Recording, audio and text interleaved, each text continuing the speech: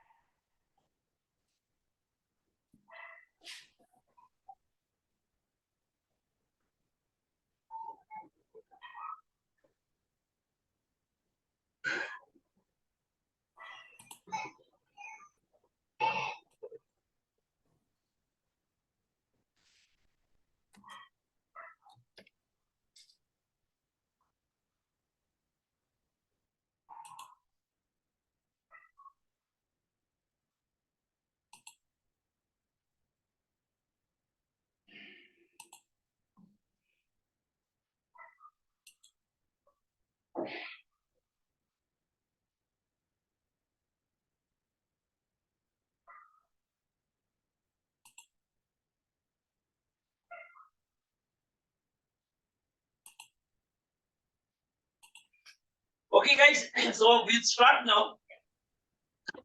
Even though we have only 8 to 10 people. Hi, Preeti. Hello, sir. Welcome. Thanks. Yeah, Kehinde, welcome. And I've already greeted the other people. So let's start with the session. And let me give you the background of hypothesis testing. Because understanding please go on mute. Understanding the background, understanding the application of these tests or any tool or any module and connecting with your business, connecting with your daily work, connecting with your office work, or connecting with your personal life is very, very important. Otherwise, the entire training is a futile if you cannot connect the training with your actual work. So, what is hypothesis testing? Let's understand this. Let's understand the background and a little bit of theory. And I will request Anand sir to please, since you are an expert, you are a champion this field, you can always stop me and you can just, add your inputs as an expert so that when two minds come in together, people learning, they will gain more than what I can only give. So your inputs, will really add value to this entire session. Right, sir? Okay, thank you. So you are welcome to stop me anytime and you can just add your value adds.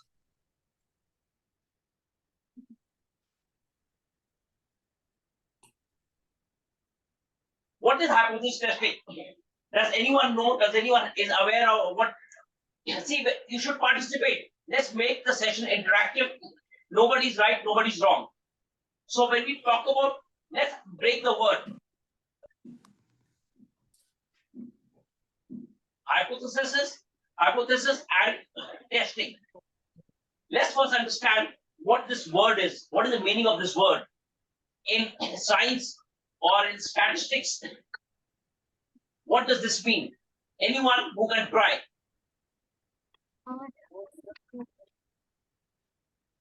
Yes, please try. Anyone?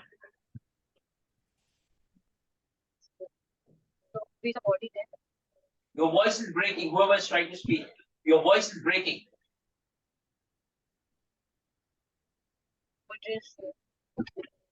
Rahul, your voice is breaking. Hi, Anu, can I go ahead? Yeah, I can. Your voice is echoing. Yes, Abdul. Okay, my understanding of hypothesis testing is just like a statistical method used to determine if there is enough evidence, in a sample data to draw conclusion about a population. Okay, see, all these are very theoretical things that we talk. I'm not interested in hearing too much of theory or all these words. These words, I'm more interested in hearing that when I'm trying to explain something to the team, give an example and try to explain the application of hypothesis testing so that everyone understands it better.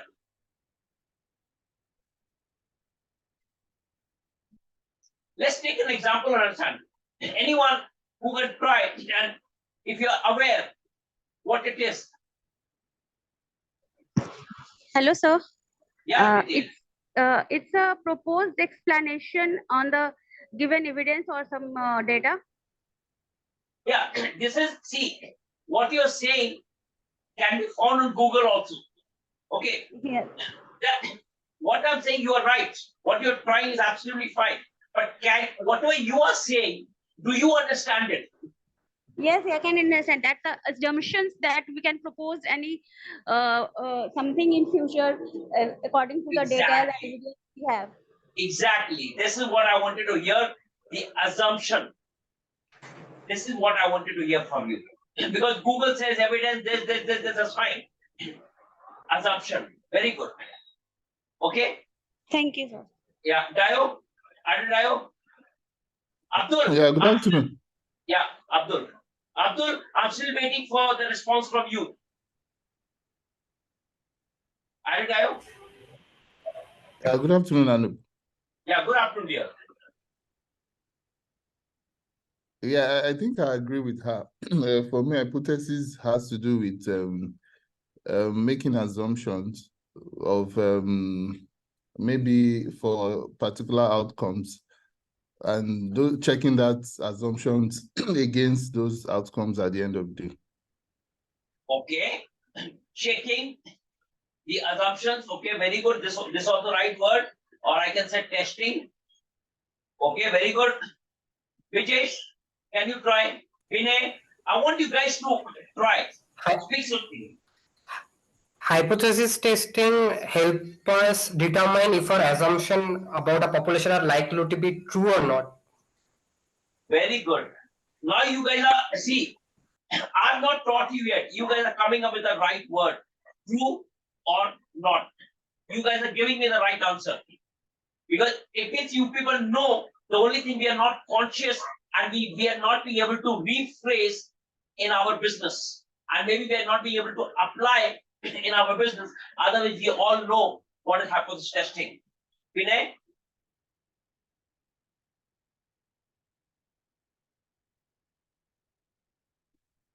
John? Alan? Sir, I have missed the question. What is the question? What was the question? Something. What do you know about hypothesis testing? Okay, yes, already it have been discussed already that it's just a kind of assumption. Okay, but assumption is on the basis of fact, but not that we proved it. So this Yes. is the hypothesis testing, right? So it is not yet proved. Yes. Facts. These are the keywords, these are the words which will, comprise, this will be combined, and this will give you the definition of hypothesis testing.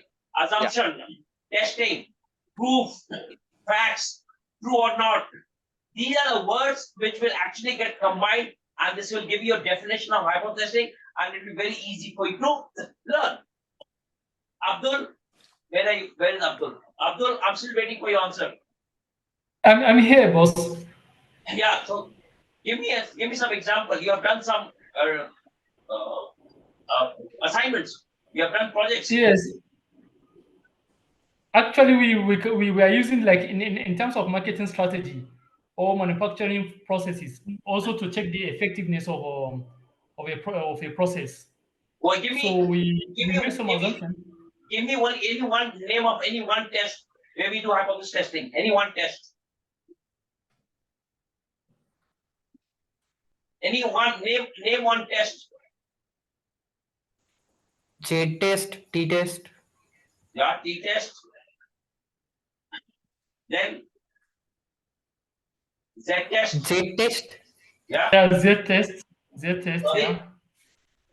Regression itself is another, wherever all the tests that we do in statistics, in data science, wherever, all the tests that we do, the tests are based on hypothesis testing. We are testing something against what has not been proved, but we have some evidence. Now we will study, now we will go with hypothesis testing, and let me explain what hypothesis testing is. Now that we have discussed, we understand most of the words. Let's go with an example, and let me connect you with the industry. Let's say you are working in a company, or let's say contact center. Let's say you are working in a contact center. You have 5 teams, team 1, team 2, team 3, team 4. Now, this one of the testing. Team 1 is performing at 75% score. Team 2 is performing at 73% score. Team 3 is at 80% score. Team 4 is at 82. Now, if we go for a review, if I go for a review or a meeting, if we just look at the number, this team will get the reward. If we look at the number, this team will win. But if we are comparing with the other teams, we don't know whether their performance is same or it's not. So when we say same, we are saying same from statistical point of view. Statistically, they are same or they are not same. We don't know. We have not proved it. But there is some evidence that this team both are very close to each other. If I go with mathematics, pure mathematics, this team wins. If I go with pure mathematics, this team is the best. This team is the lowest. But if I go with statistics, we don't know which is the best team, whether all are performing at same level or there is a significant difference in their performance. We don't know. We have to prove it. And when we are trying to prove it, we are doing some hypothesis testing. It means we are saying that in our business, in our daily work, don't get misled. Don't always get misled just by the average. Just because this team's average is better than the others, you cannot say that he's the best or he's the worst. Average may be misleading. Many a time, average may be misleading. That is why we must go with statistical tests. This is one part of it. One type of hypothesis. Now, another example is in the same contact center. What are we trying to prove in any business, in any solution? Why do we do a project? Why do we do an improvement project? We do an improvement project with an objective to improve something or transform something. Now remember, transformation is different from improvement. Always remember this. You cannot say transformation can be a part of improvement, but improvement does not mean transformation. My target is 80%. I'm performing at 70%. I can do something, I can improve my business and I can go to 80%. But this 80% is an improvement, but not a transformation. And for transformation, we use many other value adds. For instance, some automation, some unique things, something different in the market. And something different you should do so that your business runs better. Something I should do differently, that when I'm training my people say, okay, Anup trains a little differently from others. So that is more of a transformation that I try to bring rather than going with the traditional approach of the market. I will not go with the market. I will try to create a difference. That is a transformation which we will learn when we do machine learning or why we do data science.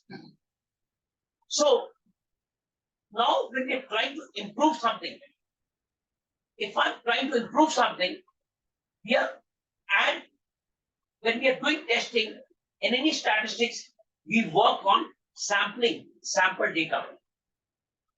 We never work, it's very rare that you will work on a population because it is expensive. You cannot capture the population data, it becomes expensive. It's not feasible. You don't have so much of resources. Since we are picking some samples from the population and we are testing it, we are saying that this is my population of 100,000 calls. 100,000 calls we are receiving or we are answering in one day. We are answering 100,000 calls in a contact center in one day. This is my population call volume. If my auditor is trying to audit or evaluate some calls to look at the quality of the calls, it is not possible to evaluate all 100,000 calls. It is impossible. So what we do, we are picking up maybe the auditor team, the quality team, they are picking up 100 calls out of this 100,000 calls. So just imagine the percentage. Very, very small percentage. We are doing a sampling. If you have more resources, you can pick 1,000 calls also. It depends how much resources you have. So if I'm picking 100 calls in a day and I'm evaluating all 100 calls, when I get the average score of these 100 calls, let's say my average score of these 100 calls is 80%. We have not touched the population. There are 100,000 calls. I've just evaluated 100 calls out of 100,000. And I am saying that the average percentage, the score is 80%. Now, what does this mean? What am I trying to tell the management? What am I trying to tell my boss? I'm telling my boss, that 80% average score from this 100 calls is telling me, is giving me an evidence, is an assumption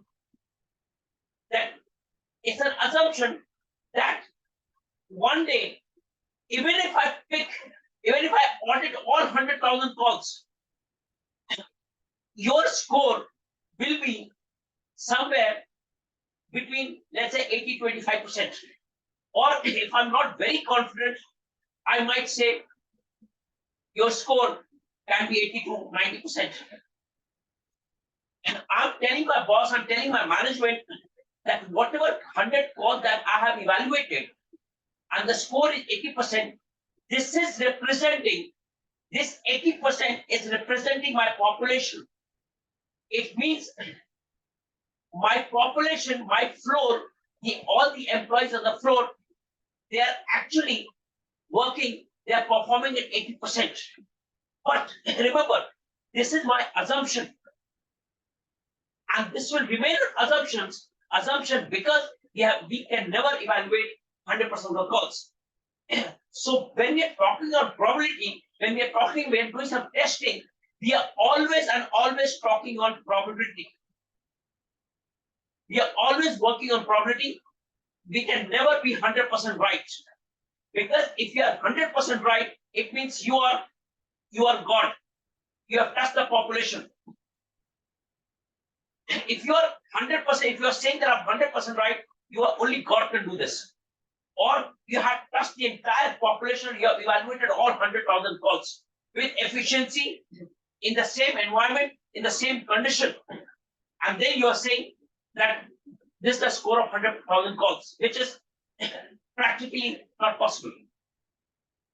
So we are working on sampling. Statistics. When you remember, when we had started the session, I had also talked about mathematics and statistics.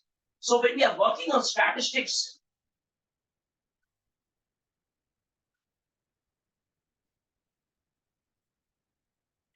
sorry. When we are working on statistics, what happens? We are working on sampling. And when we are working on sampling, we are working on inference. Inference from the sampling. And when we are working on inference, we are talking about probability. We are talking in terms of probability. When we are talking in terms of probability, it is based on assumptions. And when we have assumptions, you can never be right. There's always a risk. And when there's always a risk, there's always a chance of failure or what we talk about the probability. And so it means whenever we are testing something, whenever we are assuming something, and when we are testing something, there's always a risk which is involved. It means if I'm saying that my score is 80% from 100 calls, from 100,000 calls, it means I'm saying this with a lot of risk. I'm not true. I'm saying that I'm 90% sure, 90% confident. I'm 90% confident that the score of 80% from 100 calls will give you representing the population. That any day, any management, any manager picks any call out of these 100,000 calls, in all probability, you will get a score of 80%. You will get a score of 80%. Again, this is at 90% confidence or 95% confidence. I'm saying this at 95% confidence. It means I'm still 5% at risk. 5% I'm still not sure. I cannot take it. I may go wrong. I may fail. So when we are trying to infer something from my sample for the population that is based on certain assumptions, that's where we are doing some hypothesis testing. We have some evidence and we are trying to prove it that my sampling is represented by population. Let's learn with another very simple example. Let's take an example of election. Let's take an example of election in any country. You are the news reporters, they are going for survey. And they are surveying people who will win, Democratic Party or Republican Party. Let's assume that the population of a country is 100 million. 100 million. Now for the surveyors, it is impossible to go and talk to 100 million people. It's impossible. By that time, so now what they will do, they will go for a fair representation. They will go for a fair representation or rational sampling. Remember these keywords. These are the keywords in data science or analytics that we are learning. Rational sampling. What does this mean? I am going for survey. I'm capturing youngsters. I'm capturing youngsters, I'm capturing senior citizens, I'm capturing mid-aged people. I'm capturing, out of this, I'm also capturing females in equal proportion. I'm trying to capture all my categories in a fair proportion. Because if I go and capture only senior citizen, my analysis, my testing may go wrong. My inference may be wrong. So now that I capture, let's say, I survey 100,000 people out of 100 million. And based on their reaction, I am saying that at 90, I'm 95% confident. I'm 95% confident that Democratic Party will win. The Democratic Party will win. Why? Because this is coming from my sample. It means if I go for a testing, in all probability, I'm 95% sure the Democratic Party will win. It means I'm still 5% not sure. There's a risk of 5%. So now when we learn hypothesis testing, we will either reject my assumption, my assumption, or I will fail to reject my assumption. So this 100,000 on the victory of Democratic Party is actually representing my population. The survey result is actually now. Sometime, anytime you must have seen that Democratic Party doesn't win, the Republican Party wins. It means your sampling was not correct. It means the assumptions which you took were not correct. Your sampling went wrong. You had too small a sample. When you have too small a sample, your power of testing, your testing will not give you correct accuracy. Hence, you will not be able to give a right solution to your business, and your business will not accept your solution in the future. Hence, your sampling should be correct sampling, a fair representation of the population, and you should be able to analyze in such a way that your data is right, data is accurate, and your testing gives you the right result. That's why hypothesis testing is a very, very strong and powerful tool for any business solution. If your hypothesis testing is not right, in your entire solution or entire prediction in any business, in your data science, you do machine learning, artificial intelligence, whatever. If you're wrong over here, you can never be right. You go anywhere. You go for AI, you go for ML, you go for Six Sigma, whatever. If you're wrong over here, your entire plan, entire solution, entire analysis is actually not correct. So whatever you have to do, you have to be sure that you're testing, you're right. Now, is this part clear, guys? Are you getting the concept, your application in the business, the real-time example which I've given you? Is this making some sense? Are you getting it right? Yes, Anu. Yeah, Anup, I was going to ask, sorry, excuse me. When taking a sample size from a population, is there like an acceptable percentage? Yes. Which is usually there's always sample calculator, okay, but in reality, in real data, you cannot use a sample calculator because you don't have so much of resources. No company will allow you to, if you go with a sample calculator in reality, you cannot do it because you don't have so much of resources, so much of finance to handle based on sample calculation.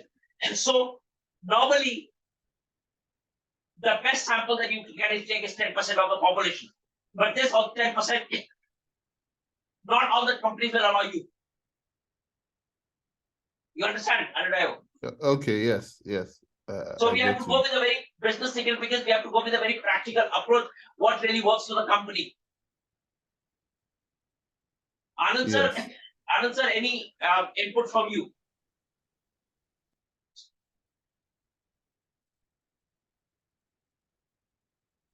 So, Brijesh, anything from you? Have you understood what I'm trying to explain?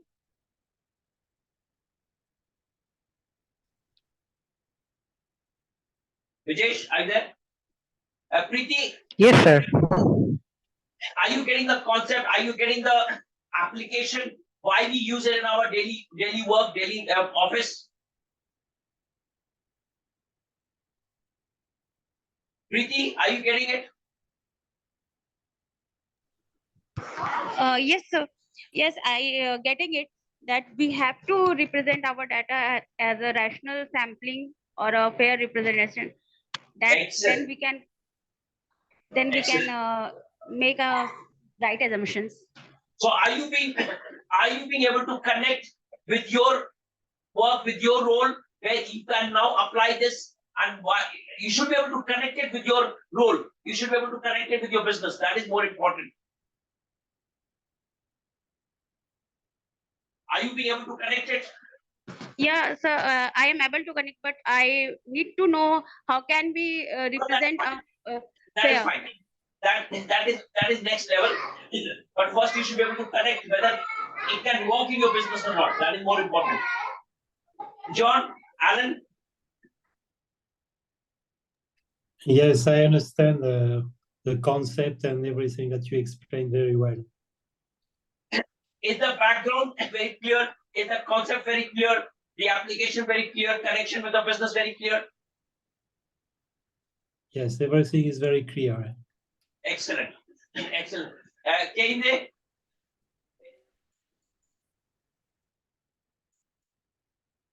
You had dropped. Anyway, now let's move to the next step.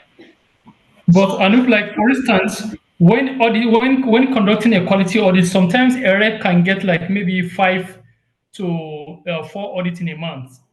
So can we still leave him in a data of where some other reps are having like a 15 to 20 audits? You can, now in this case, what happens, you have, your confidence level is very, very low. Okay, lower the sample, lower the confidence level, right? It means whatever you're predicting is not accurate to that extent.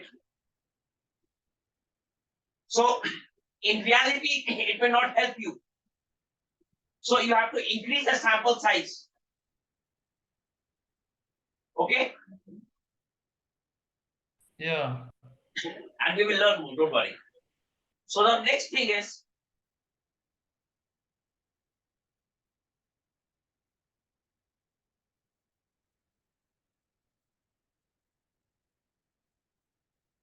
let's understand this part.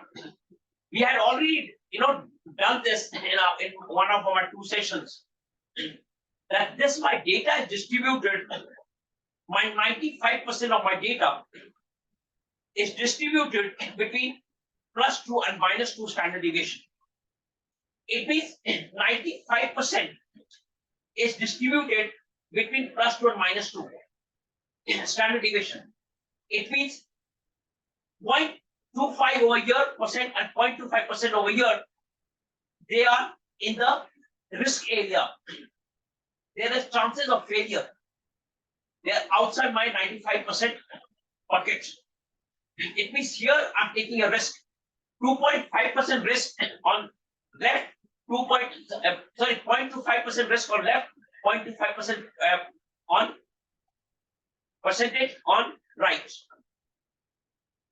This is my risk area which we will learn. Another very important thing that I want to explain when we talk about hypothesis testing is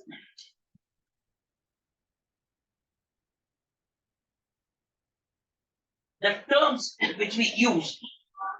The most common term that we use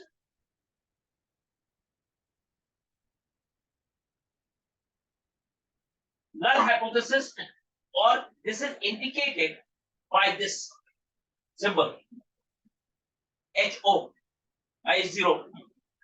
The second term is alternate hypothesis. Hello, can I, hello? Yes, sir. Yes, Can sir. you, there is one question to explain the confidence limit. Can you help again? Yes, sir. Explain what? Confidence level. Confidence level. Okay. So, Yeah, it's there in the chat. It's there in the chat. yeah. So, let me explain this part. The confidence level, when we talk about confidence level, my data, I assume this is my bell curve. Under the perfect situation, under the perfect circumstances, this is the data that we expect. This is my bell curve that we expect even in life, and that my life should have a perfect bell curve. This shows that 95%, which we had explained, maybe in second last session that we had discussed, when we had discussed about the empirical rule.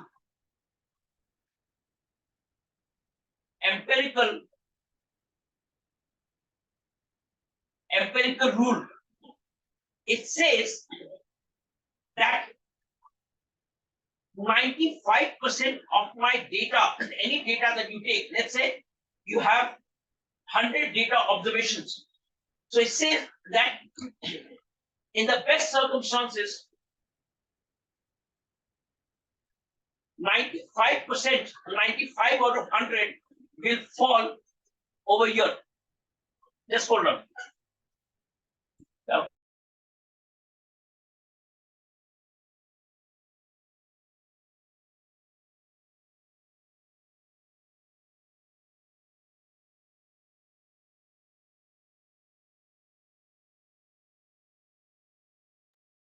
So I'm saying that 95% of my data are assumed to be distributed between plus to minus standard deviation. Now, I had already discussed what is standard deviation, so I'm not discussing standard deviation over here now.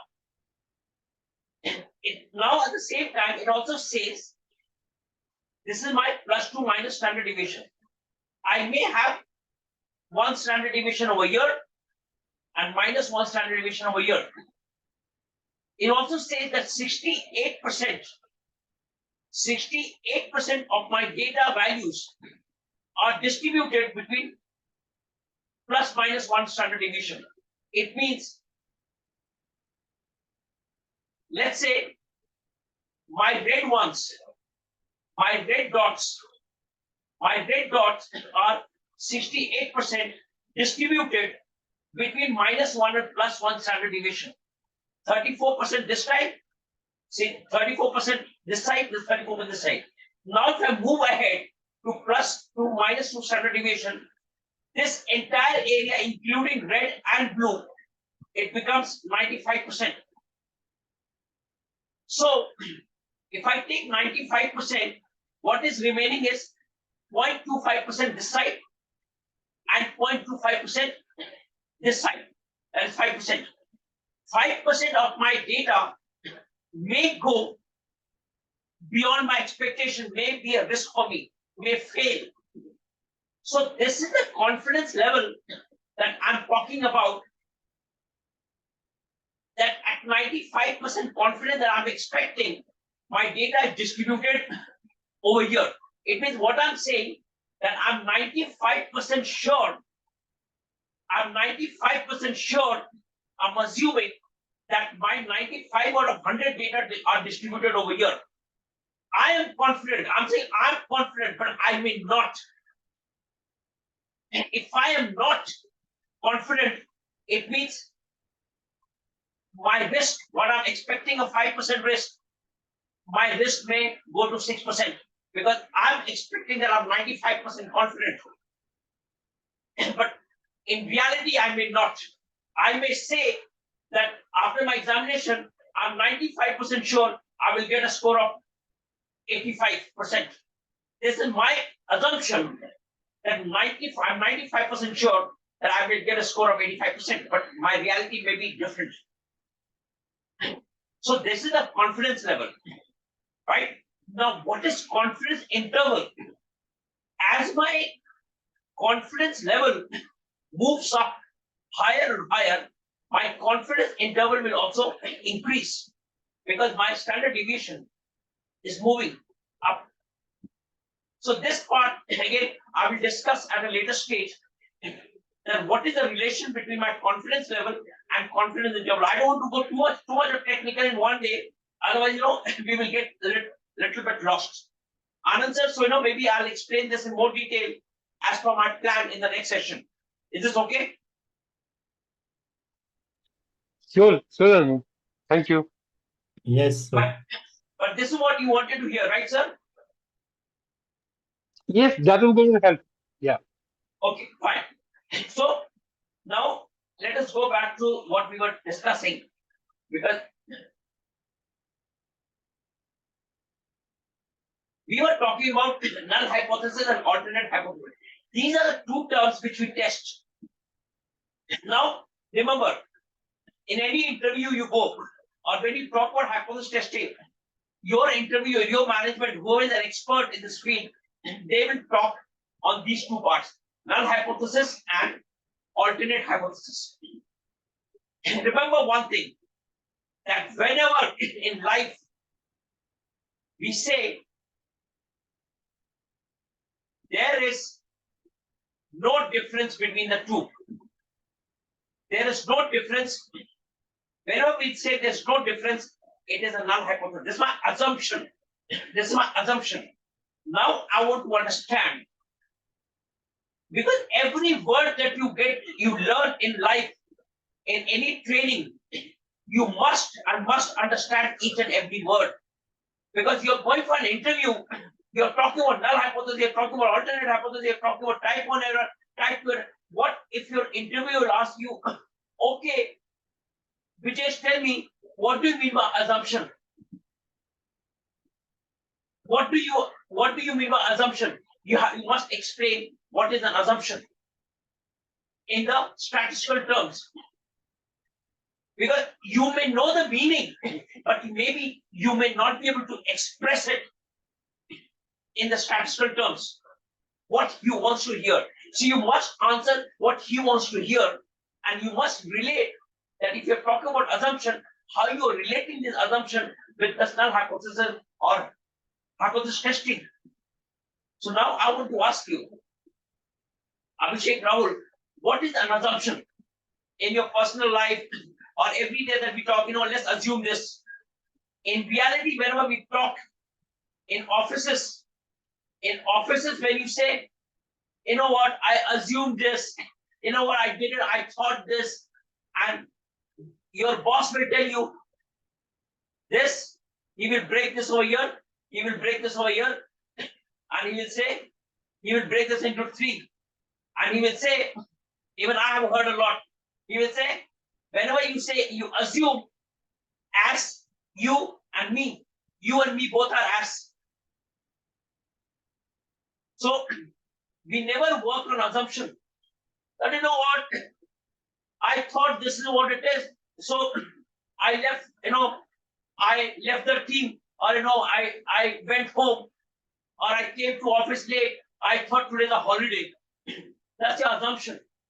You're assuming without facts. You're assuming without evidence. So whenever you are assuming without facts, without evidence, the bosses in the office, the corporate world, they will call you this, as you and me. This is what it is. So never assume inside your corporate offices or at home or in front of anyone without facts or evidence. And all your bosses, they want facts and evidence. If you want to really become a good employee, if you want to become a blue-eyed boy of your management, a management loves you as a blue-eyed boy when you have facts and evidences, and when you can convince them, you can justify them with data. Okay. So now, Rahul, what is the meaning of assumption? So assumption, sir, we can, as you clearly said that, sir, we can assume anything. Like in the data fetch, we can assume we have a 90 or 98% target, and we are not meeting the target. So we can take assumption in anywhere, sir, as from my view. See, Abhishek, Rahul, when you were attending my session last Saturday, Sunday, when I was training my group, I had explained a lot on assumptions also. I don't know if you remember. Okay, anyway, Aditya, what is the meaning of assumption?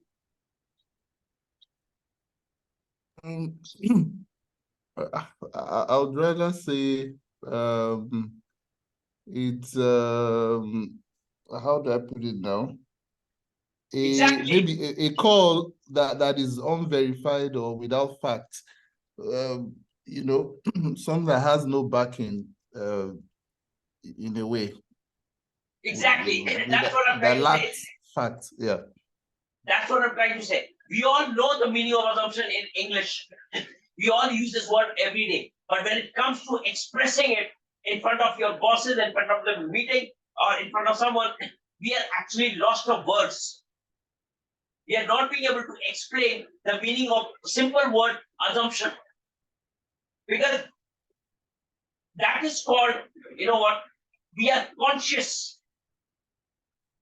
We are conscious, but we are incompetent.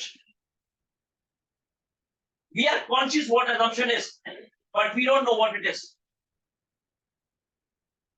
So this part of learning, if you have not seen the phase of learning, this is called competent, conscious but incompetent. You know something, but you have never used, you don't have the capability to do it.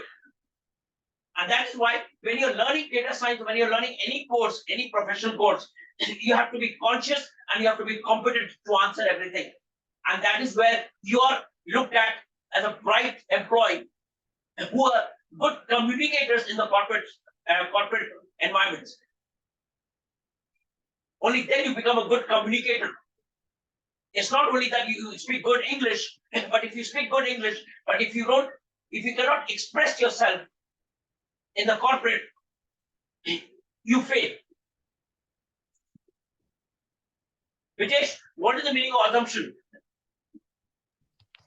So assumption is a belief that is accepted as truth without any proof. That is right. These are very bookish language that you're talking about. Give me in a very simple language with some examples. Okay, these are bookish language. They are theoretical language that we are talking.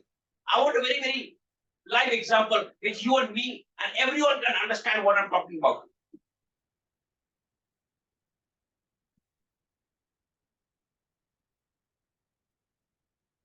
Preeti?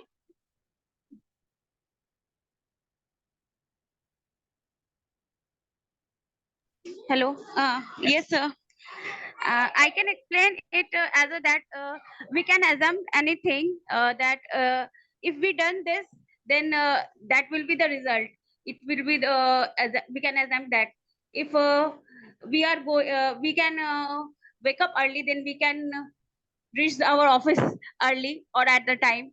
That these are the assumptions that may be true or not. Yes, you're right. You're coming to the point with an example that if I wake up early, if I have to reach office in time, my assumption is that I must wake up early. I must wake up in time.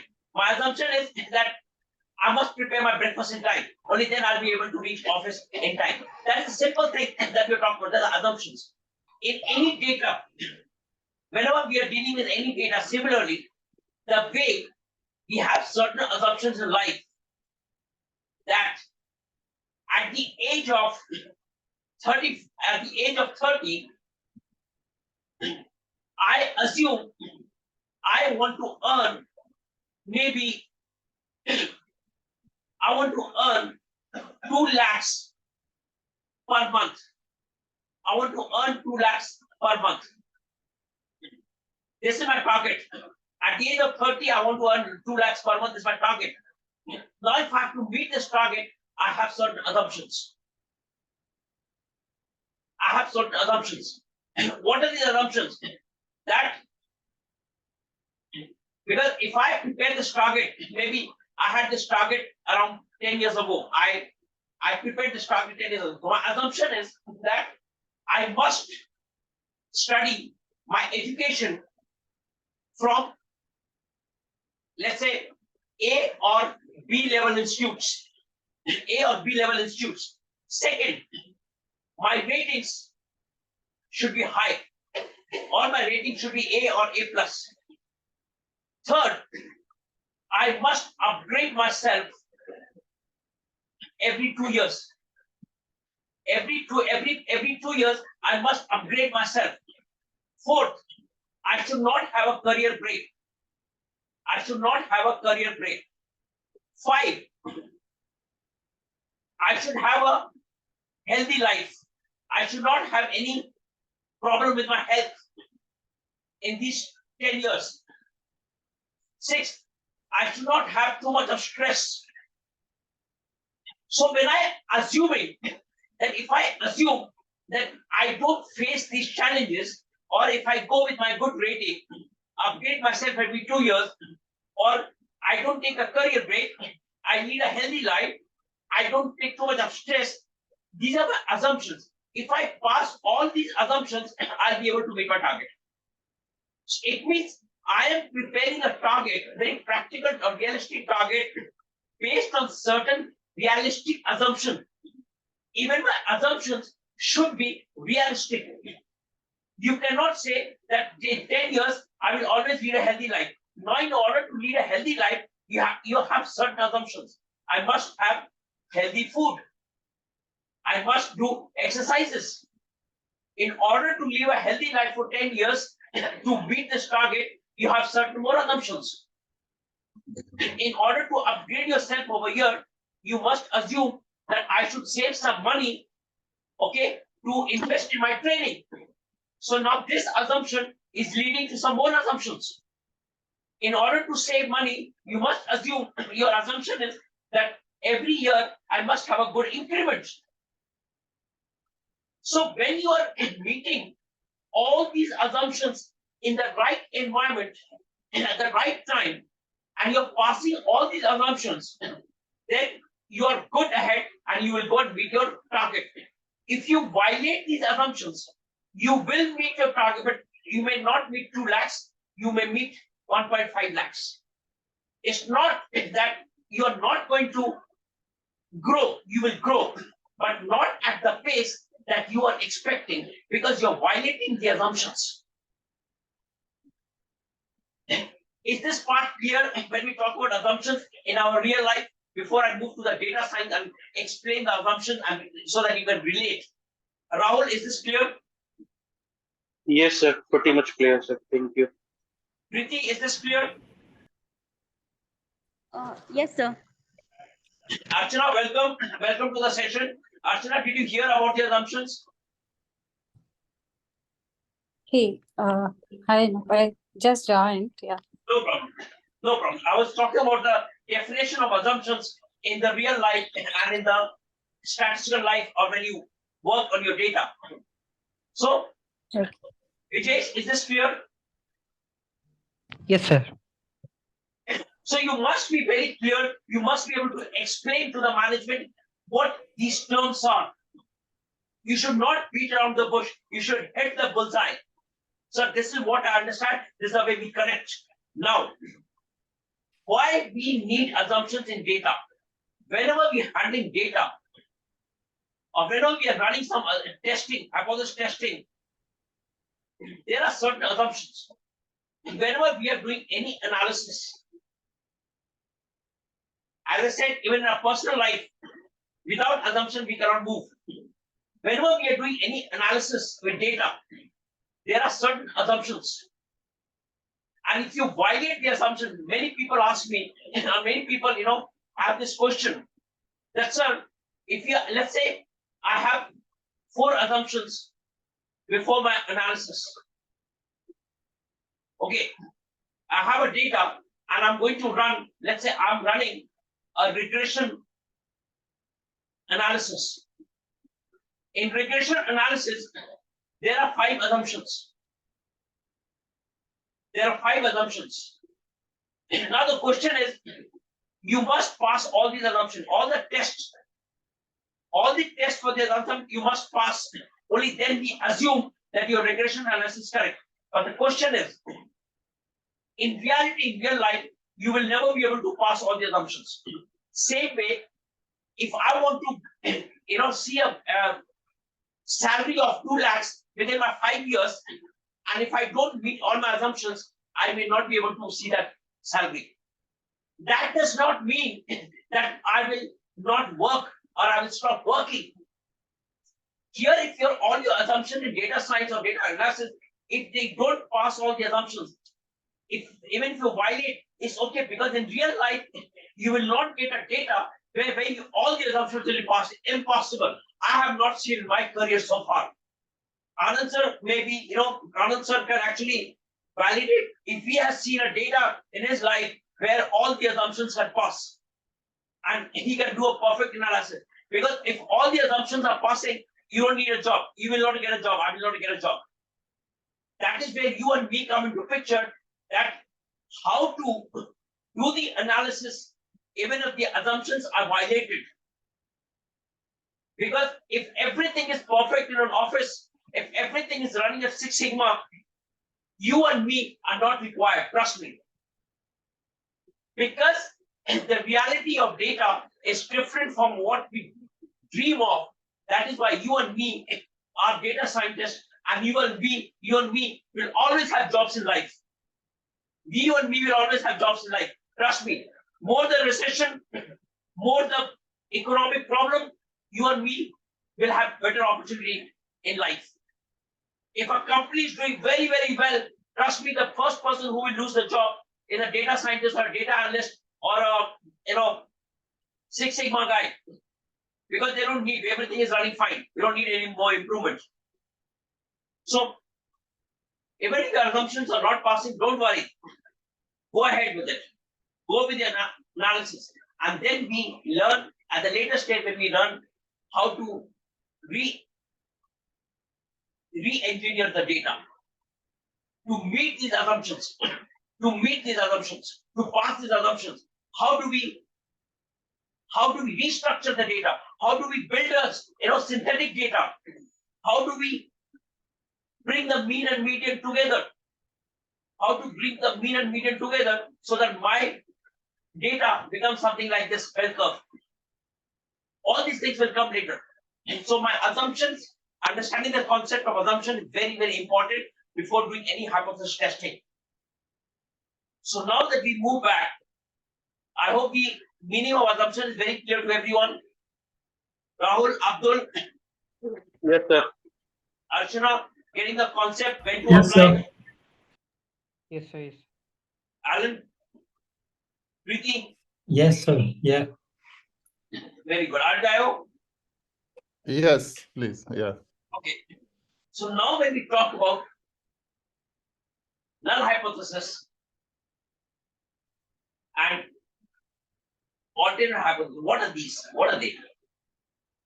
I said that when there's no difference between the two, it means I assume that there's no difference between my sample score and my population score. It means I'm saying it's a null hypothesis. Null hypothesis means there is no difference between the two. My score coming from sample is same as the score which will come from the population. There is no difference between the two. My alternate is that there is a difference between the two. It means my score coming from the sample is either higher or lower or not equal to. When I say not equal to, it means it can be higher, it can be lower. If I assume, if I challenge, that's okay. My sample score is higher than the population score, average score. And this is where we need to be very careful, and it requires a lot of focus and understanding on the null hypothesis. Remember one thing, that Anup, yes, sir. Can I Yes, say sir. something? Yes, sir. Okay. Hi, team. Okay, so I think Anup has already explained nicely what is assumption. Okay, I'm just taking one example. Okay, what Anup has already explained, that your assumption is that if I study for 10 hours per day, okay, I scored 90% in my, say, 10th or 12th examination. So this is your assumption. And you have got a sample data that a person is studying 10 hours, he has scored 89. Another person is studying for 8 hours, he has scored 95. Another person is studying for 12 hours, he scored 75. Okay, so and so. So study time is one variable assumption that 10 hours, 12 hours, 7 hours, 6 hours, and then the mark is scored. Okay. Our assumption is that if somebody is working 10 hours and he must score 90%. Okay. Based on the sample. Okay. What Anup is trying to explain you that. So you have got out of say 100 people or say 1000 people, you have got 10 such sample or 100 such sample where you know that 10 hours person has studied 10 hours, he has scored 90. Another person has studied only 8 hours, he has scored 95. Another person has scored 12 hours, he has scored say 89, so and so. Then once you have got the sample data, what Anup is going to explain you that there is no difference, okay, between the sample, null hypothesis, and there is a difference. So Anup, I'll suggest that you take one example on a tabular form, explain that what is the entire population of 10,000 people.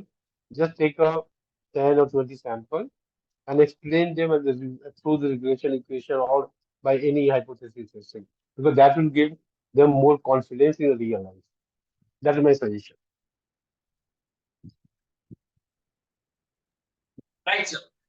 Thank you, Yeah. Anand sir. Thank you. So Thank you. now that when we talk about, remember, this part, what I'm speaking now, is very, very important. Okay. This is where you'll be able to differentiate. Remember one thing, whenever we are doing testing, we are always we're always trying to prove the alternate. We are not trying to prove anything on null. Null is, we are already saying there is no difference between the two. There's no difference between the sample and the population average. So an alternate is saying that there's a difference. So we have to bring the evidence to prove the alternate. Always we are trying to prove the alternate, challenging the alternate. A very simple example, if I have committed a crime, I will not go to the court. I will never go to the court and say that I have committed a crime. No. I am saying that I am innocent. I may have committed but I'm going to the court, I'm saying I'm innocent. Who will prove me wrong? The person, the opposition who is accusing me, he will challenge me. Either he will prove me wrong or he will not be able to prove me wrong. So my assumption is that I am innocent. There's a null hypothesis. I'm innocent. If you can prove me wrong, then I am guilty. So I am innocent as long as you have not proved me guilty. Similarly, I say null hypothesis, there's no difference between the two. The team 1 performance and team 2 performance, they have 73%, they have 75%. We assume there's no difference between the two. Both are performing at a similar level. But if I start my hypothesis testing, if you can prove it, that there's a difference between a significant difference between the two. Remember this word in data science or wherever we use this. There's a very important keyword, significant. Whenever we say the word significant, it means statistically there's a difference. Statistically, there is a difference. Whenever we use the word significant, even in our life, normal terms when we talk, daily discussion in our personal life, there's a significant difference. It means there's a difference which is visible. So we always challenge the alternate and we are trying to prove the alternate. My null hypothesis says there's no difference. Alternate is there, it can be greater, it can be smaller, or there's a difference either on the higher side or the lower side. which we will learn. Don't worry. With this, how do we prove it? How do we see whether it's a null hypothesis or an alternate hypothesis? Whether we reject the null hypothesis or we fail to reject the null hypothesis, which we will learn in the next session, and we will learn something known as p-value. P-value is a term which you will come across throughout your data science, machine learning, because this is what actually tells you whether how good your model is, how fit your model is, how good is your differentiation, how good is your classification, how good is your prediction. The entire data science, you will always come across this measure called p-value. And p-value, you have to understand the p-value in detail. How do you interpret p-value, and what is the role, a major role which the p-value plays in any data or any testing, and how you can explain this, how you can use it, apply this in your daily life, daily work, or with a small data or a big data, large data. We will talk a lot on the p-value because this is very important and very significant term, and everyone in the industry who are in the field of data science or who are learning, they understand what is p-value. But 95% of people, 95% of the practitioners, they will not be able to explain the p-value in the right term. They will not be able to interpret the p-value with the right keywords and with the right assumption and the right direction. And this is where people fail with the p-value. So I will assure that whatever we are learning in terms of p-value, we are in the 5%, we are not in the 95%. That you should be able to interpret p-value with the right keywords in the right direction at the right time and at the right for the right data for the right test. We must be the 5% so that when you are talking to an expert, he knows that, wow, you understand, I know you understand what is p-value. It sounds very easy, but I've seen 95% of people, the practitioners, they're not being able to explain the p-value or interpret the p-value as per the industry norms, as per the industry language. Especially the freshers, especially people who just started, who have just learned data science or Six Sigma or statistics, they're not being able to interpret this correctly. So in my next session, we'll be learning the other terms, and we'll be learning on, this time we'll be learning on Python, okay? I've done enough of R. I'll be teaching on Python on the hypothesis testing. Any question? No, sir. All good. Thank you. No, very simple. No, sir, all good. It means two things. Either you have not understood anything or you have understood anything, Rahul. Tell me. No, sir. No, sir. That's very clear, sir. Hypothesis, null hypothesis, and alternate hypothesis with a good example. Alan? Yes, everything Sorry. is clear, sir. Sir. Okay. Abdul?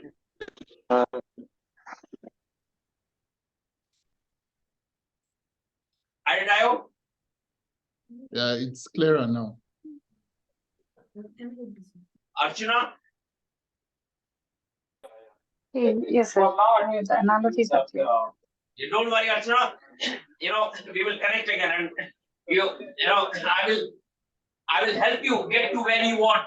It was really nice talking to you this morning, or your morning, my evening. It was wonderful speaking with you. We had a lengthy discussion. I understood you, and now I know where you want to reach. And trust me, I will take you where you want to reach.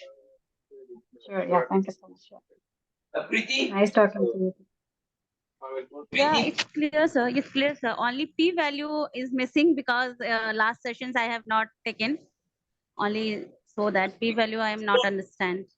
Don't worry. There are a lot of videos of mine on p-values, Yeah. or you can always watch, and I'll tell you. Don't worry. Okay, thank you. Vijesh?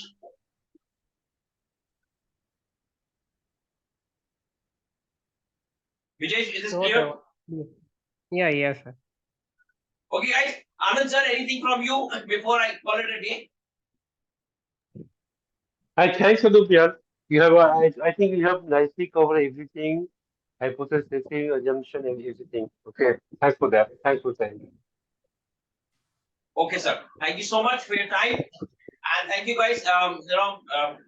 A good night from India, and we'll connect again on Monday.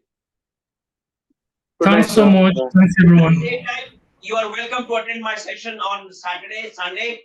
Okay, Saturday, Sunday also you can attend my session, which I train my people who are those are paid learners. But I never stop you. You are always welcome. Just a unique identifier from Refinitiv. Thank you. Thanks, Anup.